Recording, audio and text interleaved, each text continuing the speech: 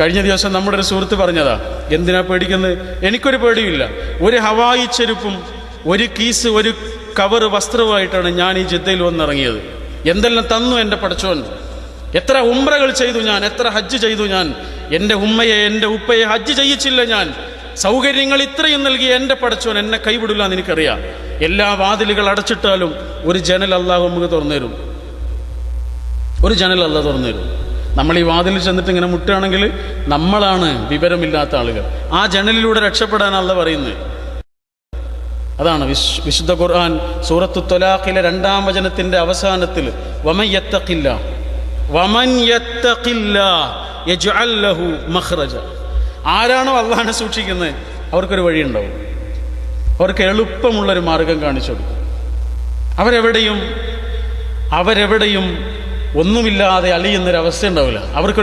അവർക്കൊരു വഴി അല്ലാഹു കാണിച്ചു കൊടുക്കുന്നു. വയർസുഖുഹു മിൻ ഹൈസു ലാ യഹ്തസിബ്. വിചാരിക്കാത്ത വിധത്തിൽ അവർക്ക് ജീവിത വിഭവങ്ങൾ പഠിച്ചു കൊടുക്കുന്നു. വമൻ യതവക്കൽ അലല്ലാഹ് ഫഹുവ ഹസ്ബുഹു. ആരാണോ അല്ലാഹുവിൽ തവക്കൽ ചെയ്യുന്നത്, അർപ്പിക്കുന്നത്, ജീവിതം അല്ലാഹുവിനെ ഏൽപ്പിക്കുന്നത്, അവർക്ക് അല്ലാഹ് മതി. എത്ര ഹൃദ്യമാണ് ആ വചനങ്ങൾ! ആ ഒരളവിലേക്ക് നമ്മുടെ ഈമാനിനെ, ദൈവവിശ്വാസത്തെ നമുക്ക് കൊണ്ടുവരാൻ കഴിഞ്ഞാൽ ജീവിതം മുഴുവനും അതിൻ്റെ സന്തോഷഭരിതമായ ഒരവസ്ഥ നമ്മൾ അനുഭവിക്കും.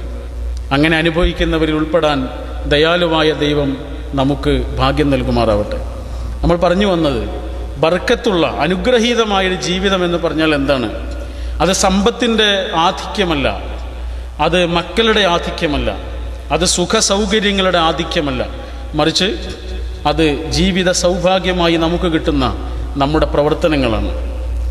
നമ്മുടെ പ്രവർത്തനങ്ങൾ അതുമാത്രമേ നമുക്ക് നമ്മുടേതായി ഉണ്ടാവുള്ളൂ. നിങ്ങൾ ആലോചിച്ച് നോക്കൂ, ഈ ജിദ്ദയിൽ ഒരു 10, 20, 30 കൊല്ലം ജീവിച്ചിട്ട് നമ്മളിവിടുത്തെ താമസം മതിയാക്കി, ജീവിതം മതിയാക്കി നാട്ടിലേക്ക് പോകാമെന്ന് വിചാരിക്കുക. നാട്ടിലെത്തിയ ശേഷം ഇവിടെ നടക്കുന്ന ഈ ഖുർആൻ ക്ലാസ്സിൽ പങ്കെടുക്കുന്ന ആളുകൾ എന്ന നിലക്ക് എൻ്റെ സുഹൃത്തുക്കളോട് പറയട്ടെ, നമ്മളിവിടുന്ന് പോയതിന് ശേഷം നമുക്ക് ഈ ജിദ്ദയിലെ ജീവിതം ഓർക്കുമ്പോൾ എന്താണ് മനസ്സിലുണ്ടാവുക? എന്തുണ്ടാവുക? നമ്മൾ ഒരുപാട് നല്ല ഭക്ഷണം കഴിച്ചിട്ടുണ്ട് ഇവിടുന്ന്, പക്ഷെ അതൊന്നും നമുക്ക് ഓർക്കാനുണ്ടാവില്ല. നമ്മൾ ഒരുപാട് നല്ല വസ്ത്രം അണിഞ്ഞിട്ടുണ്ട് ഇവിടെ, പക്ഷെ അത് നമുക്ക് ഓർക്കാനുണ്ടാവില്ല. നമ്മളൊരുപാട് ശമ്പളം വാങ്ങിയിട്ടുണ്ട്, പക്ഷെ അത് നമുക്ക് ഓർക്കാനുണ്ടാവില്ല.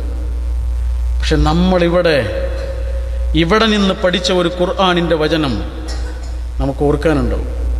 നമ്മളിവിടെ ചെയ്ത ഒരു സഹായം നമുക്ക് ഓർക്കാനുണ്ടാവും. ഒരു പാവം മനുഷ്യനെ കണ്ണീരിൽ നിന്ന് കരകയറ്റിയിട്ടുണ്ടെങ്കിൽ അവൻ്റെ ഒരു വിഷമത്തിന് പരിഹാരം കാണാൻ നമ്മുടെ വിഷമം പോലും അവിടെ ഇട്ടിട്ട് നമ്മൾ ഇറങ്ങിയിട്ടുണ്ടെങ്കിൽ നമുക്കത് ഓർക്കാനുണ്ടാവും.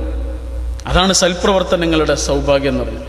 ഇവിടെ ഓർക്കാനുണ്ടാവും, നാളെ വരാനിരിക്കുന്ന പ്രതിഫല ലോകത്തും നമുക്ക് ഓർക്കാനുണ്ടാവും, അല്ലാത്തൊന്നും ഓർക്കാനുണ്ടാവില്ല. അതാണ് ബാഖിയാത്തുസ് സ്വാലിഹാത്ത് എന്ന് വിശുദ്ധ ഖുർആൻ സൂറത്തുൽ കഹ്ഫിൽ പഠിപ്പിച്ച്. ബാഖിയാത്തുസ് സ്വാലിഹാത്ത്, ബാക്കിയാകുന്ന സ്വാലിഹുകൾ എന്നാണ്. സ്വാലിഹായ പ്രവർത്തനങ്ങൾ എന്ന് പോലും പറഞ്ഞില്ല, ബാക്കിയാകുന്ന സ്വാലിഹുകൾ. നല്ല ഒരു വിചാരം പോലും ഒരു സൽക്കർമ്മമാണ്, ഒരു പ്രവർത്തനമായിട്ടൊന്നുമില്ല. ഒരു നല്ല വിചാരം പോലും ഒരു ഉന്നതമായ സൽക്കർമ്മമായിട്ടാണ് വിശുദ്ധ ഖുർആൻ എണ്ണിയിട്ടുള്ളത്. അപ്പോൾ പ്രവർത്തനങ്ങളാണ് ജീവിതത്തിൻ്റെ സൗഭാഗ്യം. നല്ല പ്രവർത്തനങ്ങളാണ് ജീവിതത്തിൻ്റെ സൗഭാഗ്യം. ഓരോ പ്രവാസിയും ആലോചിക്കുന്നത് എത്ര സമ്പാദിക്കാം എന്നാണ്. നമ്മൾ ആലോചിക്കേണ്ടത് എത്ര നന്നായി സമ്പാദിക്കാമെന്നാണ്. കാരണം അതാണ് വേദഗ്രന്ഥം നമ്മോട് പറഞ്ഞുള്ളൂ.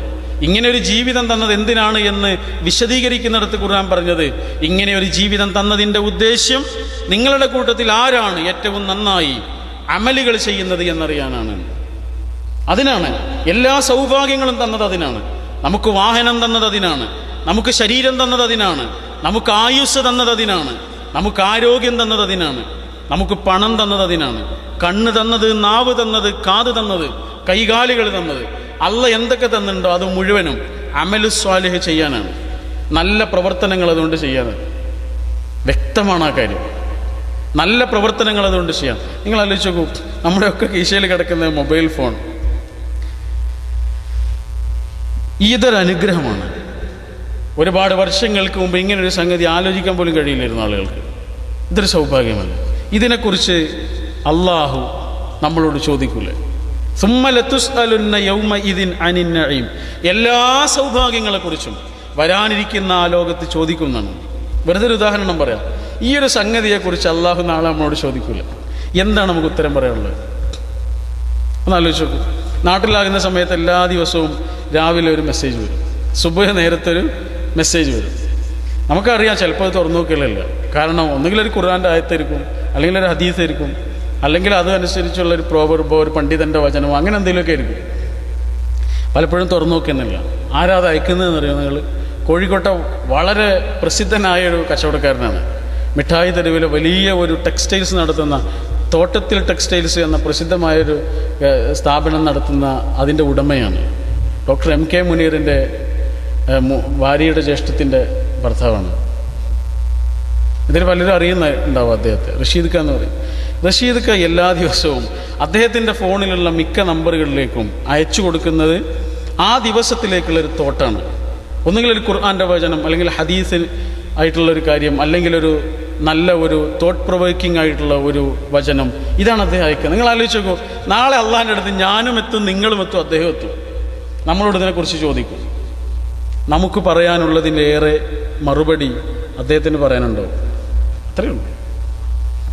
നമുക്ക് പറയാനുള്ളതിനേക്കാൾ മറുപടി അദ്ദേഹത്തിന് ഇതിനെക്കുറിച്ച് പറയാനുണ്ടോ? ഇതാണ്. എന്തൊക്കെ അള്ളാഹ് തന്നിട്ടുണ്ടോ അതുകൊണ്ടൊക്കെ അള്ളാഹു നമ്മിൽ നിന്ന് ആവശ്യപ്പെടുന്നത് അള്ളാഹുവിന് പ്രിയങ്കരമായ കാര്യങ്ങൾ അതുകൊണ്ട് ചെയ്യുക. ഒന്നും വെറുതെ തരുന്നില്ല എന്ന്. ഒരു കാര്യവും വെറുതെയല്ല. ആ കാര്യം കൊണ്ട് സമ്പാദിക്കുവാനുള്ള നന്മയുടെ വലിയ സാധ്യതകൾ ഒരുക്കി തന്നിട്ടാണ് അള്ളാഹ് പറയുന്നത്. അതുകൊണ്ട് നന്മ ചെയ്യൂ എന്ന് പറഞ്ഞു. സമയമാണ് നമ്മുടെ ജീവിതത്തിൽ ഏറ്റവും വലിയ സൗഭാഗ്യം. സമയം. മരിച്ചവർക്ക് നഷ്ടപ്പെട്ടത് എന്താണ്? സമയം. നമുക്ക് ബാക്കിയുള്ളത് എന്താണ്? സമയം. ഇമാം ഗസാലി റഹ്മത്തുള്ളാഹിയുടെ ഒരു പുസ്തകത്തിൽ അദ്ദേഹം അതിമനോഹരമായൊരു ഉദാഹരണം മനുഷ്യനെ സംബന്ധിച്ച് പറയുന്നുണ്ട്. ഏത് കാലത്തും ജീവിക്കുന്ന മനുഷ്യന് ഉദാഹരിക്കാവുന്ന മനോഹരമായ ഒരു ഉപമയാണ് അദ്ദേഹം നൽകുന്നത്. ഒരു മനുഷ്യനെ ഒരു വന്യമൃഗം, സിംഹം ഓടിക്കാണ്. സിംഹം പിറകെ കൂടി ഇദ്ദേഹം ജീവനും കൊണ്ട് ഓടുകയാണ്. ആ ജീവനും കൊണ്ടുള്ള ഓട്ടത്തിനിടയിൽ ഒരു കിണറ്റിൽ ചെന്നിട്ട് അദ്ദേഹം വീണു. ആ കിണറ്റിലേക്കുള്ള വീഴ്ചക്കിടയിൽ 2 വള്ളിയിൽ അദ്ദേഹത്തിന് പിടുത്തം കിട്ടുകയാണ്. 2 വള്ളിയിൽ പിടുത്തം കിട്ടിയതോടുകൂടി കിണറ്റിലേക്ക് വീണതുമില്ല, ആ സിംഹത്തിൽ നിന്ന് രക്ഷപ്പെടുകയും ചെയ്തു. ആ മനുഷ്യന് വല്ലാത്തൊരു സമാധാനം. ആ സമാധാനത്തിൽ കിതപ്പ് മാറിയിട്ട് താഴെ ഇങ്ങനെ നോക്കുമ്പോൾ ആ കിണർ നിറയെ വലിയ സർപ്പങ്ങൾ ഇങ്ങനെ തിളച്ചു മറിഞ്ഞുകൊണ്ടിരിക്കുന്നുണ്ട്. ഒരു ഇരയെ കിട്ടാൻ കാത്തിരിക്കുന്ന പാമ്പുകളുണ്ട് ആ കിണർ നിറയെ. മുകളിലേക്ക് നോക്കുമ്പോഴോ അദ്ദേഹത്തെ ഓടിച്ചു വിട്ട ആ സിംഹം അവിടെ തന്നെ നിൽക്കുന്നുണ്ട്, ഇദ്ദേഹം വരുന്നതും കാത്ത്. മാത്രമല്ല അദ്ദേഹം പിടിച്ച ആ 2 വള്ളികളിൽ ഒരു വള്ളിയിൽ ഒരു കറുത്ത എലിയും മറ്റേതിൽ ഒരു വെളുത്ത എലിയും കാർന്ന് തിന്നുകൊണ്ടിരിക്കുന്നുണ്ട്. എന്തായിരിക്കാം മനുഷ്യൻ്റെ അവസ്ഥ? ഏറ്റവും നല്ലൊരു ഗുരുനാഥന്മാരിൽ ഒരാളാണ് ഇമാം ഗസാലി റഹ്മത്തുള്ളാഹി. അദ്ദേഹത്തിൻ്റെ വിദ്യാർത്ഥികൾ ഇങ്ങനെ പഠിപ്പിക്കുന്നത് പോലെ നമുക്ക് പഠിപ്പിച്ചു തരാണ് എന്തായിരിക്കും ആ മനുഷ്യൻ്റെ ഒരു അവസ്ഥ.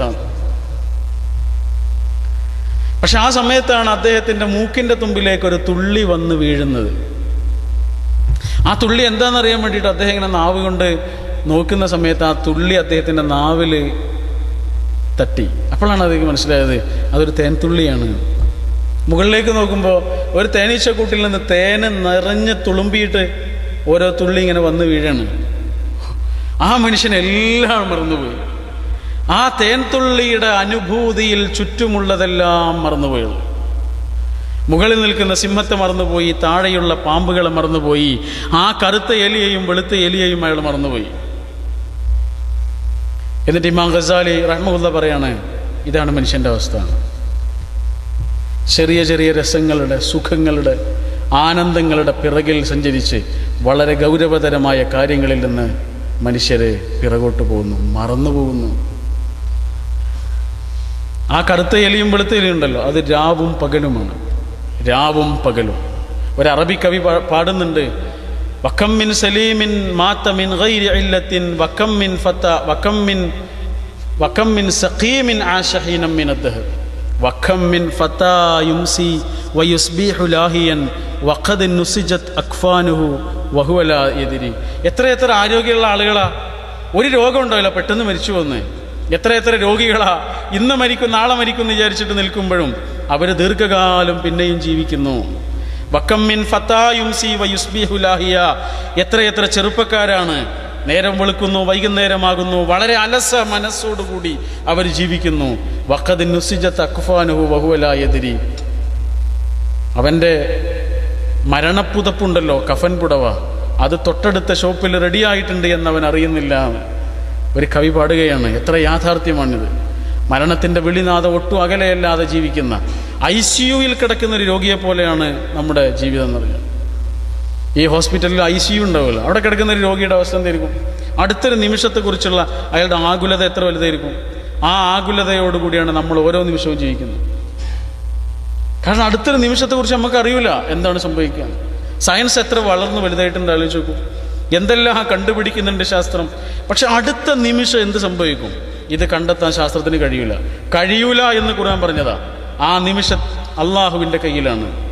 അദൃശ്യകാര്യങ്ങളുടെ മുഴുവൻ താക്കോല് അത് പൂട്ടിയിട്ട് അള്ളാഹു കയ്യിൽ വെച്ചിരിക്കുകയാണ്. ഒരാൾക്കും അത് കൊടുക്കില്ല. നമ്മുടെ ബുദ്ധിക്ക്, നമ്മുടെ കാഴ്ചക്ക്, നമ്മുടെ കേൾവിക്ക് ഒക്കെ ഒരു കപ്പാസിറ്റി അത് തന്നിട്ടുണ്ട്. അതിനപ്പുറത്തേക്ക് കഴിയൂല. കണ്ണിനൊരു കപ്പാസിറ്റി ഇല്ലേ? വിബ്ജിയോർ മാത്രമേ കണ്ണിന് കാണാൻ കഴിയുള്ളൂ എന്ന് പറയാറുണ്ട്. Violet, indigo, blue, green, yellow, orange, red. റെഡിൻ്റെ ഇപ്പുറത്തുള്ള ഇൻഫ്രാറെഡ് കാണാൻ കഴിയില്ല. വയലറ്റിൻ്റെ അപ്പുറത്തുള്ള അൾട്രാ വയലറ്റും കാണാൻ കഴിയില്ല. എന്നാൽ നമ്മളതിനെ നിഷേധിക്കുന്നുണ്ടോ? ഇല്ല. ഈ വിബ്ജിയോർ മാത്രമേ നമ്മളെ കണ്ണിന് താങ്ങാൻ കഴിയുള്ളൂ. കാതിനൊരു കപ്പാസിറ്റി ഇല്ലേ? 20,000-20,000 ഇടയ്ക്കുള്ള ഹെഡ്സ്, അതിൻ്റെ ഫ്രീക്വൻസി മാത്രമേ കാതിന് കേൾക്കാൻ കഴിയുള്ളൂ എന്ന് പറയും. അതിൻ്റെ അപ്പുറത്തേക്ക് കേൾക്കാൻ കഴിയില്ല. അങ്ങനെയാണെങ്കിൽ നമുക്ക് ഉൾക്കൊള്ളാൻ പറ്റാത്ത കാര്യങ്ങൾ നമ്മളെ ബ്രെയിനിനുണ്ട്. ചില വെളിച്ചം കാണുമ്പോൾ നമ്മൾ അറിയാതെ കണ്ണടിച്ചു പോകും. കാരണം അത് താങ്ങാൻ നമ്മുടെ കണ്ണിന് കഴിയില്ല. ചില സൗണ്ട് കേട്ട് കഴിഞ്ഞാൽ അറിയാതെ നമ്മൾ കാതടച്ചു പോകും, താങ്ങാൻ കഴിയില്ല. അങ്ങനെ താങ്ങാൻ കഴിയാത്ത ചില കാര്യങ്ങൾ നമ്മുടെ ബ്രെയിനിനുണ്ട്. അതിലൊന്നാണ് അടുത്ത നിമിഷം എന്ത് സംഭവിക്കും അറിയില്ല. എത്ര അനിശ്ചിതത്വമാണ് ഈ ജീവിതം. നമ്മുടെ ശരീരത്തെക്കുറിച്ച് നമുക്ക് ഏകദേശം ഒരു ധാരണ ഉണ്ട്, ഇനി എത്ര കാലം ഇങ്ങനെയൊക്കെ ഉണ്ടാവുന്നു. നമ്മുടെ പണത്തെക്കുറിച്ച് നമുക്കൊരു ഏകദേശ ധാരണ ഉണ്ട്. എന്നാൽ നിങ്ങൾ ആലോചിച്ച് നോക്കൂ, നമ്മുടെ ജീവിതത്തെക്കുറിച്ച് നമുക്കൊരു ഏകദേശ ധാരണ പോലുമില്ല. എപ്പോൾ ഇതാണ്ട് അവസാനിക്കും എന്നുള്ളതിനെക്കുറിച്ച് ഒരു ഏകദേശ ധാരണ പോലുമില്ല. എത്ര അനിശ്ചിതത്വമാണ് ഈ ജീവിതം. എങ്കിൽ ജീവിതത്തിനെ ഹൃദ്യമാക്കുന്ന, അർത്ഥവത്താക്കുന്ന, വളരെ നിസ്സാരമായ ആയുഷ്കാലത്തെ ഒട്ടും നിസ്സാരമല്ലാതാക്കി മാറ്റുന്നത്, ആ ആയുഷ്കാലത്ത്, ആയുസ്സിൽ നമ്മൾ എന്ത് ചെയ്തു എന്നത് മാത്രമാണ്. പ്രവർത്തനങ്ങളാണ് നമ്മുടെ ജീവിതത്തിൻ്റെ അർത്ഥം. ഞാൻ എന്ന് പറഞ്ഞാൽ ഞാൻ ചെയ്ത പ്രവർത്തനങ്ങളാണ്. നിങ്ങൾ എന്ന് പറഞ്ഞാൽ നിങ്ങൾ ചെയ്ത പ്രവർത്തനങ്ങൾ. ഇമാം ഖസാലി തന്നെ പറയുന്ന മറ്റൊരു ഉദാഹരണമുണ്ട്. മരിച്ചു കഴിഞ്ഞ ഒരാൾക്ക് ജീവിതത്തിൽ ഏറ്റവും വലിയ ആഗ്രഹം ഒരു ദിവസമെങ്കിലും ഈ ലോകത്തേക്കൊന്ന് തിരിച്ചു വരാനാണെങ്കിൽ, ഒരു ദിവസം, ഒറ്റ ദിവസം ഈ ലോകത്തേക്കൊന്ന് തിരിച്ചു വരാനാണ് ഒരാൾ ആഗ്രഹിക്കുന്നത് എങ്കിൽ ദൈവം അദ്ദേഹത്തിന് ഒരു ദിവസത്തെ ആയുസ് കൊടുത്താൽ, ഒറ്റ ദിവസം, അത് കഴിഞ്ഞിട്ട് അദ്ദേഹത്തെ വീണ്ടും തിരിച്ചുകൊണ്ടുപോകും. ആ ഒരു ദിവസം ആയുസ് കൊടുത്താൽ ആ ഒരു ദിവസം കൊണ്ട് അയാൾ എന്ത് ചെയ്യുമെന്ന് ഗസാലി ഇമാം ചോദിക്കുകയാണ്. ആ ഒരു ദിവസം കൊണ്ട് അയാൾ എന്ത് ചെയ്യും? എന്താ ചെയ്യുക? ഒരു സംശയമില്ല, അയാൾ നല്ല പ്രവർത്തനങ്ങൾ ചെയ്യും. ആ സമയം കൊണ്ട് എന്തൊക്കെ, പണം കൊണ്ടാകട്ടെ, ശരീരം കൊണ്ടാകട്ടെ, കണ്ണുകൊണ്ടാകട്ടെ, നാവ് കൊണ്ടാകട്ടെ, അയാൾ നല്ല പ്രവർത്തനങ്ങളിൽ മുഴുകും. കാരണം മരിച്ചു കഴിഞ്ഞപ്പോൾ അയാൾക്ക് മനസ്സിലായി അതുകൊണ്ടേ കാര്യമുള്ളൂ. അതാണ്, മരിച്ചു കഴിഞ്ഞപ്പോൾ അയാൾക്ക് മനസ്സിലായി അതുകൊണ്ടേ കാര്യമുള്ളൂ. അങ്ങനെയാണെങ്കിൽ ഈ ആയുസ്സിനെ ആ അർത്ഥത്തിൽ ഉപയോഗപ്പെടുത്താൻ നമുക്ക് കഴിയുക എന്നുള്ളത് തന്നെയാണ് ഈ ജീവിതത്തിൻ്റെ സൗഭാഗ്യം. കുറച്ചു കാലം നമ്മൾ ഈ ജിദ്ദയിൽ ജീവിക്കണമെന്നത് നമ്മുടെ തീരുമാനമല്ല, ദൈവത്തിൻ്റെ തീരുമാനമാണ്, അള്ളാഹുവിൻ്റെ തീരുമാനമാണ്. ആ തീരുമാനത്തിൻ്റെ ഉദ്ദേശം എന്താണ്? നമ്മൾ കുറേ പൈസ ഉണ്ടാക്കുകയും മഴീശത്ത് തേടുകയും ചെയ്യുക എന്നുള്ളത് മാത്രമാണോ? അല്ല സഹോദരങ്ങളെ, വളരെ ഗൗരവതരമായ ചില ഉത്തരവാദിത്തങ്ങൾ നമ്മുടെ ചുമലിലുണ്ട്. ലോകത്തിൻ്റെ ഏത് ഭാഗത്തായിരുന്നാലും, ഏത് അറ്റത്ത് താമസിക്കുമ്പോഴും നമ്മുടെ ചുമലിൽ അള്ളാഹു നൽകിയിട്ടുള്ള കുറേ ഉത്തരവാദിത്തങ്ങളുണ്ട്. അത് നമ്മുടെ പണം ഉണ്ടാക്കുക, അന്നം തേടുക എന്നുള്ളത് മാത്രമല്ല. അതിലേറ്റവും പ്രധാനപ്പെട്ട ഒരു ഉത്തരവാദിത്തമാണ് നിങ്ങളിവിടെ നിർവഹിച്ചുകൊണ്ടിരിക്കുന്നത്. വിലമതിക്കാനാവാത്ത പ്രവർത്തനമാണ് വിശുദ്ധ ഖുർആനിൻ്റെ പഠനം. വിശുദ്ധ ഖുർആൻ ഒരാൾ കണ്ടെത്തുമ്പോൾ അയാളുടെ ജീവിതത്തിൻ്റെ വെളിച്ചമാണ് അയാൾ കണ്ടെത്തുന്നത്. ആ വെളിച്ചം കണ്ടെത്താത്തിടത്തോളം കാലം അയാൾ ഇരുട്ടിലായിരിക്കും, അയാളുടെ ജീവിതമാകെ ഇരുട്ടിലായിരിക്കും. ആ വെളിച്ചമെങ്ങാനും വന്നു കഴിഞ്ഞാലോ ജീവിതത്തിൽ ഉണ്ടാകുന്നൊരു പ്രകാശമുണ്ട്, വല്ലാത്തൊരു പ്രകാശം. കഴിഞ്ഞ ദിവസം നമ്മുടെ ഒരു സുഹൃത്ത് പറഞ്ഞതാ, നാട്ടിൽ അദ്ദേഹം വളരെ മോശമായൊരവസ്ഥയിൽ ജീവിക്കുകയായിരുന്നു. എല്ലാ കുരുത്തക്കേടിലും അദ്ദേഹം ഉണ്ടായിരുന്നു. എല്ലാ തിന്മകളിലും, തിന്മ നിറഞ്ഞ കമ്പനികളിലും അദ്ദേഹം ഉണ്ടായിരുന്നു. അങ്ങനെ സ്വൈരക്കേട് കൊണ്ട് അദ്ദേഹത്തിൻ്റെ വീട്ടിൽ നിന്ന് അദ്ദേഹത്തെ ഇങ്ങോട്ട് പറഞ്ഞയച്ചതാണ് വാപ്പ. അപ്പം അദ്ദേഹം ഇവിടെ വന്നപ്പോൾ പറയാണ്, ഇവിടെ വന്നപ്പോൾ എനിക്ക് അതിലേറെ സൗകര്യങ്ങളാണ്. നാട്ടിൽ എന്നെ ശാസിക്കാൻ കുറച്ച് ആളുകളുണ്ട്, ഇവിടെ അതിന് പോലും ആളില്ല. എല്ലാ സൗകര്യങ്ങളും എൻ്റെ മുമ്പിലുണ്ട്. പക്ഷെ അതിനിടക്കാണ് ഒരാൾ വന്നിട്ട് എനിക്കൊരു ഖുർആൻ പരിഭാഷ കൊണ്ടുവന്നത്. ഞാനതിങ്ങനെ വായിച്ചു തുടങ്ങിയപ്പോൾ എനിക്ക് മനസ്സിലായി ഞാനിത് മനസ്സിലാക്കാൻ വൈകിപ്പോയിട്ടുണ്ട്. അങ്ങനെ ഖുർആൻ പഠിക്കാൻ ഞാൻ തുടങ്ങണം. ഖുർആൻ പഠിക്കാൻ തുടങ്ങിയതോടുകൂടി അദ്ദേഹം പറയാം, അള്ളാഹുവിനെ മനസ്സിലായതോടുകൂടി എൻ്റെ മനസ്സിന് കൈവന്നൊരു ശക്തിയുണ്ട്. പിന്നെ എനിക്ക് എൻ്റെ ജീവിതത്തിലെ ഒരു പ്രതിസന്ധിയും ഒരു പ്രതിസന്ധിയല്ലാതായി മാറി. അദ്ദേഹമാണ് നേരത്തെ നമ്മൾ പറഞ്ഞ വാക്ക് പറഞ്ഞത്. ഒരു ഹവായി ചെരുപ്പും കുറച്ച് വസ്ത്രമായിട്ടാണ് ഞാൻ ഈ ജിദ്ദയിൽ വന്നിറങ്ങിയത്. എന്തിനാ പേടിക്കുന്നത്? ഏത് നിയമങ്ങൾ വന്നാലും എന്തിനാ പേടിക്കുന്നത്? അള്ളാഹു എനിക്ക് തന്നിട്ടേ ഉള്ളൂ. എന്നിട്ട് അദ്ദേഹം ഓതിയത് വിശുദ്ധ ഖുർആനിലെ സൂറത്തുൽ ദുഹ എന്ന ചെറിയൊരു അധ്യായമാണ്. ഖുർആൻ മനുഷ്യനെ സ്വാധീനിക്കുമ്പോൾ അയാളുടെ സംസാരത്തിൽ ഖുർആൻ കടന്നു വരും, അയാളുടെ വാക്കുകളിൽ ഖുർആൻ കടന്നു വരും, അയാളുടെ ശൈലിയിലും സമീപനത്തിലും ഖുർആൻ കടന്നു വരും. എന്നിട്ട് അദ്ദേഹം പാരായണം ചെയ്യാണ്, വല്ലുഹ വല്ലൈലി ഇദാ സജ. ലുഹ എന്നൊരു നേരമുണ്ടല്ലോ, ഉച്ച സമയത്തിൻ്റെ തൊട്ട് മുമ്പുള്ള ഒരു സമയം. അതൊരു സത്യമാണ് എങ്കിൽ അതുപോലെ സത്യമാണ് ഇനി പറയുന്ന കാര്യം. വല്ലൈലി ഇദാ സജ, രാത്രി മൂടിക്കെട്ടുമ്പോൾ ശാന്തമാകുമ്പോൾ അതൊരു സത്യമാണോ? രാത്രി എന്നതൊരു സത്യമാണെങ്കിൽ ഇനി പറയാനിരിക്കുന്നത് സത്യമാണ്. എന്നിട്ട് പറയാം, മാ വദ്ദഅക റബ്ബുക വമാ ഖല. നിന്റെ റബ്ബ് നിന്നെ ഒരിക്കലും വെറുക്കൂല. നിന്റെ രക്ഷിതാവേ നിന്നെ ഒരിക്കലും വെറുക്കൂല, നിന്നെ ഒരിക്കലും കൈവിടുകയുമില്ല, നിന്നെ ഒരിക്കലും കൈവിടില്ല. വലൽ ആഖിറ ഖൈറുൽ ലക മിനൽ ഊല. ഈ ലോകത്തേക്കാൾ നിനക്ക് നല്ലത് വരാനിരിക്കുന്ന ലോകമാണ്. വരാനിരിക്കുന്ന ലോകമാണ് ഈ ലോകത്തേക്കാൾ നിനക്ക് നല്ലത്. വലസൗഫ യുഅതീക റബ്ബുക ഫതർദ. നിന്റെ റബ്ബ് നിനക്ക് തരുടോ, എന്തിനാ നീ പേടിക്കുന്നത്? ഇവിടെ കിട്ടാത്തതൊക്കെ നിനക്ക് അവിടെ കിട്ടും. അവിടെ കിട്ടിയതൊന്നും പിന്നെ ഒരിക്കലും നഷ്ടപ്പെടില്ല. ഇവിടെ നഷ്ടപ്പെട്ടതൊക്കെ അവിടെ തരും. അവിടെ കിട്ടിയതൊന്നും പിന്നെ ഒരിക്കലും നിന്നെ കൈവിടുകയില്ല. നിനക്ക് തരും. തന്നു കഴിഞ്ഞാലോ ഫതർദ, അപ്പൊ നിനക്ക് സന്തോഷമാകും. അലം യജ്ദിക യതീമൻ ഫആവ. നീ ഒരു അനാഥനായിരുന്നില്ലേ, നിനക്ക് അഭയം നൽകിയില്ലേ നിന്റെ റബ്ബ്. വവജദക ദാല്ലൻ ഫഹദ. നീ വഴികെട്ടവനോ വഴിയിൽ അറിയാത്തവനോ വഴികേടിലോ ആയിരുന്നില്ലേ, അവിടെ നിന്ന് നിന്നെ വെളിച്ചത്തിലേക്ക് കൊണ്ടുവന്നില്ലേ നിന്റെ നാഥൻ. വവജദക ആഇലൻ ഫഅഗ്ന. നിന്നെ അലഞ്ഞു തിരിയുന്നവനായി കണ്ടില്ലേ, നിനക്ക് ഐശ്വര്യം നൽകിയില്ലേ. ഫഅമ്മൽ യതീമ ഫലാ തഖ്ഹർ.